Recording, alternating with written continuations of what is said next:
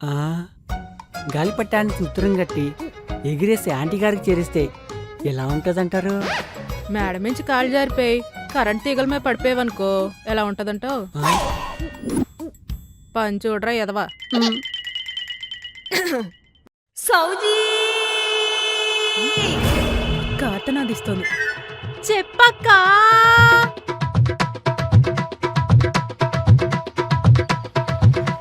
Done. రేయ్, ఈ రంగు పేపర్లు పక్కన పెట్టి తెల్ల పేపర్లు అందుకోరా. తెల్ల పేపర్తో గాలిపటం చేస్తే ఆకాశంలో ఆందామే గారు. గాలి పటాలు కాదురా గాగ్రాచోలి, గాలి మాటలు రాయడానికి.